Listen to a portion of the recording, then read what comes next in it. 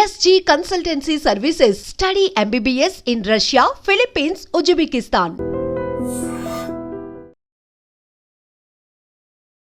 ఒక్కగానొక్క కొడుకు దూరమైపోయాడు.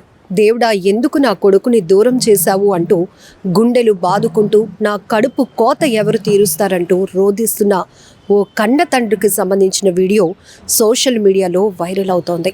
ఈ వీడియో వైరల్ అవటమే కాదు, ప్రతి ఒక్కరిని కదిలిస్తోంది, కంటతడి పెట్టిస్తోంది. Bengaluru Chinnaswamy stadium RCB success పరేడ్కి సంబంధించి జరిగినటువంటి ఈవెంట్లో తొక్కేసలాట జరిగి 11 మంది ప్రాణాలు పోగొట్టుకున్న దుర్ఘటన మీకు తెలిసే. ఆ ఘటనలో 21 సంవత్సరాల భూమికి కూడా ప్రాణాలు పోగొట్టుకున్నాడు. అయితే ఒక్కగానొక్క కొడుకుని పోగొట్టుకున్న ఆ కన్న తండ్రి మాత్రం కొడుకు సమాధిని వదలకుండా సమాధిపై పడుతూ తనను ఎందుకు ఇంత అన్యాయం చేసి వెళ్ళిపోయావు అంటూ ఆ కొడుకుని ప్రశ్నిస్తూనే దేవుడు నాకు ఇంత అన్యాయం చేశాడంటూ గుండెలు అవిసేలా రోధిస్తున్నాడు. ఇప్పుడు ప్రతి ఒక్కరిని ఈ వీడియో ఆలోచింపచేస్తోంది. ఎందుకంటే పిల్లలకి ఏది ఇష్టమో మనకు తెలుసు. పిల్లలు ఇష్టపడింది మనం ఇస్తే వాళ్ళు బాగా హ్యాపీ అవుతారని చెప్పి పేరెంట్స్ ఎంత సాక్రిఫైస్ చేస్తూ వాళ్ళకి ఇవ్వటానికి ఇష్టపడుతూ ఉంటారు. కానీ పిల్లలు తల్లిదండ్రుల కష్టాన్ని మీరు అసలు చూస్తున్నారా? అక్కడికి వెళ్తున్నారు, అభిమానం ఉండొచ్చు, మీరు గొప్ప ఫ్యాన్సే, కానీ జరగరాని ప్రమాదం జరిగితే మీకే ఏదైనా అయితే తట్టుకోవటానికి మీ తల్లిదండ్రులు సిద్ధంగా ఉంటారా? ఆ గుండెలు తట్టుకుంటాయా? ఒక్కసారైనా ఆలోచిస్తున్నారా? ఇది కర్ణాటకలో జరిగినటువంటి బెంగళూరు చిన్నస్వామి స్టేడియంలో జరిగిన ఒక్క ఘటన గురించే కాదు. సినిమా అవ్వచ్చు, క్రికెట్ అవ్వచ్చు, ఇంకొకటి అవ్వచ్చు, అభిమానం ఎంతవరకు హద్దులు దాటనంత వరకే. హద్దు దాటితే, మితి మీరితే అది ప్రమాదానికి తావిస్తోంది, ప్రాణాలు తీస్తోంది. ఇది నిజమైన మాట, వాస్తవం కూడా. ఎందుకంటే అనేక దుర్ఘటనలు మనం చూసాం. అత్యుత్సాహం వల్ల ఎంతోమంది ప్రాణాలు పోగొట్టుకుంటున్నారు. నిజానికి ఒక పిల్లవాడిని అడిగి నీ రియల్ హీరో ఎవరు అని అడిగితే ఎవరు అమ్మా నాన్న పేరు చెప్పరు, కానీ ఎవరెవరి పేర్లో చెప్తూ ఉంటారు. ఇది కామన్. కానీ మీకోసమే వాళ్ళ జీవితాల్ని సాక్రిఫైస్ చేసిన వాళ్ళు ఎవరైనా ఈ భూ ప్రపంచంలో ఉన్నారు అంటే ఫస్ట్ అమ్మా నాన్న. వీళ్ళు మాత్రమే. దేవుడు అన్ని చోట్ల ఉండలేక మనకి అమ్మా నాన్నను ఇచ్చాడు అంటారు. మనం అడగకపోయినా మన అవసరాలు ఏంటో తెలిసే ఒకే ఒక వ్యక్తి అమ్మా నాన్న. ఎందుకంటే వాళ్ళ ఆలోచన, వాళ్ళ భవిష్యత్తు, వాళ్ళ ఫ్యూచర్ అంతా పిల్లలే అనేటట్టు బతికేస్తూ ఉంటారు. అంత గొప్ప ప్రేమ వాళ్ళది. కానీ ఇక్కడ ఈ తొక్కిసలాటలో జరిగినటువంటి ఆ దుర్ఘటనలో 11 మంది ప్రాణాలు పోగొట్టుకున్నారు. ఇక్కడ ఈ ఒక్క కన్న తండ్రి కాదు, 11 కుటుంబాలు ఎంతగా రోధిస్తున్నాయి. తమ వారిని కోల్పోయి వాళ్ళు ఎంత ఆవేదనలో ఉన్నారు, ఎంత కన్నీటి పర్యంతం అవుతున్నారు. ఒక్కసారైనా ఆలోచిస్తున్నారా? ఇప్పటికిప్పుడు మారిపోవాలి అని కాదు, ఒక్కసారి మనసు పెట్టి ఈ తండ్రి కన్నీళ్లను మీ కన్నీళ్లుగా మార్చుకొని ఆలోచించండి. ఏం జరిగింది అసలు? అక్కడ జరిగిన అన్యాయం, నిర్లక్ష్యం ఎవరిదా ఏంటనేది పక్కన పెడితే అక్కడ వేలాదిగా వస్తూ ఉంటారు. కనీసం పిల్లల్ని మనం కంట్రోల్ చేయలేనటువంటి పరిస్థితిలో తల్లిదండ్రులు ఉంటున్నారా? అలాగే తల్లిదండ్రులు చెప్పినా వినకుండా వెళ్ళి ప్రమాదంలో పడి ప్రాణాలు పోగొట్టుకున్న పిల్లలు. ఇక్కడ మన డిస్కషన్ కూడా వీళ్ళ గురించి. ఖచ్చితంగా తెలుసు ఇది మంచిది అంటే, అది అక్కడ మంచే జరుగుతుంది అంటే పంపించడానికి పేరెంట్స్ ఎప్పుడు ముందే ఉంటారు. అవసరమైతే వాళ్ళు డ్యూటీ సెలవు పెట్టుకునైనా మీకు తోడుగా రావడానికి ఇష్టపడతారు. కానీ ఎక్కడ అసలు మీరు కంట్రోల్ తప్పుతున్నటువంటి ఇది మీకు ఇస్తున్నటువంటి ఫ్రీడమ్ మీరు ఎలా ఉపయోగించుకుంటున్నారు అనేది కూడా ఇక్కడ ఒక ప్రశ్న, మనం మాట్లాడుకోవాల్సినటువంటి అంశం. ఇక్కడ తొక్కిసలాట జరిగి 11 మంది ప్రాణాలు పోగొట్టుకుంటే అక్కడ నిర్వాహకుల నిర్లక్ష్యంపై ఏ స్థాయిలో విమర్శలు వ్యక్తమయ్యాయో, పిల్లల్ని కంట్రోల్ చేసుకోలేకపోయిన తల్లిదండ్రులపై కూడా అదే స్థాయిలో ప్రశ్నలు సంధిస్తున్నారు నెటిజన్లు. ఇక పిల్లల వరకు వస్తే కనీసం మీకు ఏం కావాలి, ఏది మంచి ఏది చెడు ఇప్పటి వరకు మీకు గైడ్ చేస్తూ వస్తున్న మీ పేరెంట్స్ మీకు ఒక ఏజ్ వచ్చిన తర్వాత మీరు సొంత నిర్ణయాలు తీసుకుంటున్నారు, ఫ్రీడమ్ అంటున్నారు, ఫ్రెండ్స్ వెళ్తున్నారు కాబట్టి వాళ్ళతో మేము వెళ్తామంటున్నారు. కానీ అక్కడ మీ ప్రాణాలకు ఏదైనా ప్రమాదం ఉంటే ఎవరైనా వచ్చి కాపాడుతారా?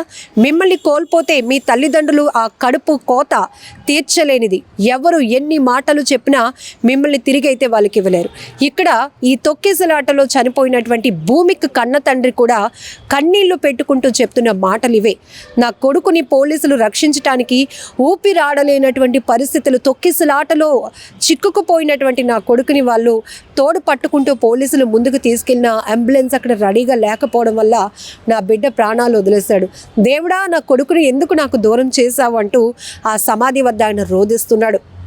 మరొక వైపు, నీకు నచ్చినట్టే ఇల్లు కట్టాను, నీకు నచ్చినట్టే అన్నీ చేశాను, మీ అమ్మ నిన్ను అపురూపంగా పెంచుకుంది, అపురూపంగా చూసుకుంటుంది, ఒక్కగానొక్క కొడుకువి ఇలా ప్రాణాలు పోగొట్టుకుని మాకు ఇంత వేదన రోదన మిగిల్చి వెళ్ళిపోయావంటూ ఆ తండ్రి సమాధిపై పడి ఏడుస్తూ కొడుకు కోసం గుండెలు బాదుకుంటూ ఏడుస్తున్నటువంటి తీరు ప్రతి ఒక్కరిని కదిలిస్తోంది. ఇప్పటికైనా మనం జాగ్రత్తగా ఉండాల్సిన అవసరం ఉంది.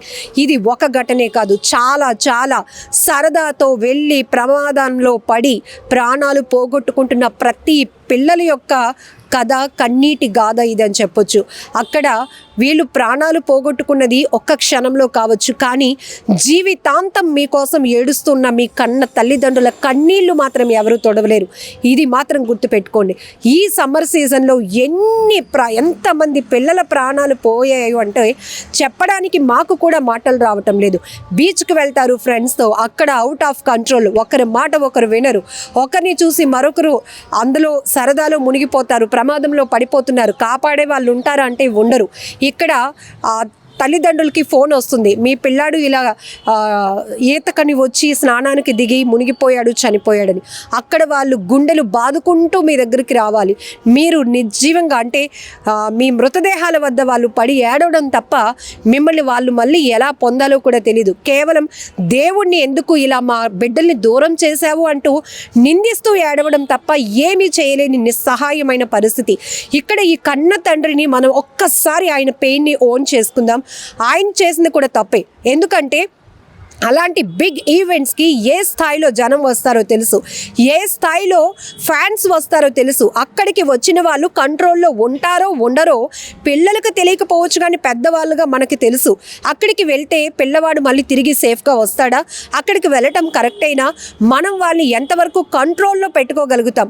పిల్లలకి నచ్చినట్టు అన్నీ చేయటం, చూసి ఇవ్వటం, లేకపోతే సాక్రిఫైస్ చేసి ఇవ్వడం కాదు.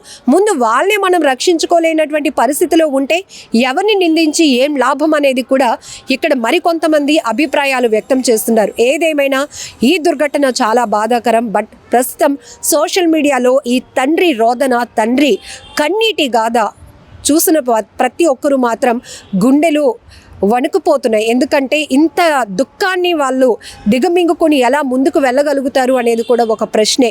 ఇక్కడ భూమికి లాంటి ఒక కొడుకును పోగొట్టుకున్న కన్న తండ్రి కన్నీళ్ళే కాదు, ఇలాంటి ఘటనలు మరెప్పుడు కూడా జరగకుండా ఉండాలి అంటే మనం కూడా జాగ్రత్తగా ఉండాల్సిన అవసరం చాలానే ఉంది. సో ఈ వీడియో పైన మీరేమంటారో, ఇక్కడ నిర్లక్ష్యమా, తొక్కేసలాట, ఎంతమంది ప్రాణాలు పోగొట్టుకున్నారు అనేది పక్కన పెడితే ఇలాంటివి జరగకుండా ఉండాలి అంటే ఎక్కడెక్కడ ఏ స్థాయిలో ముందు పర్యవేక్షణ అవసరం, ఎలా కంట్రోల్లో ఉండాలి, పేరెంట్స్ పాత్ర ఏంటి, పిల్లల పాత్ర ఏంటి అనేది విషయంపై కూడా మీ అభిప్రాయాలను కామెంట్ బాక్స్లో తెలపండి. నిజంగా ప్రస్తుతం ఉన్నటువంటి సమాజం దేనికి ప్రయారిటీ ఇస్తుంది? ఆర్థిక సంబంధాల చుట్టూ మాత్రమే తిరుగుతుంది. మళ్ళీ ఎన్నికలంగానే చాలా విరక్తి కలుగుతాను. మంచి అనిపిస్తుంది కదా, లేడీస్ కూడా ఛాలెంజింగ్ జాబ్స్ చేసినప్పుడు చాలా బాగుంటది. ట్రాఫిక్ అసిస్టెంట్స్ గా నియమించిన ట్రాన్స్జెండర్స్ అందరితో సాల్యూట్ చేయించుకుంటున్నారు. ఫుడ్ డెలివరీ ఇవ్వటానికి వెళ్ళినటువంటి డెలివరీ బాయ్ అనిల్ పై కళ్ళ ముందు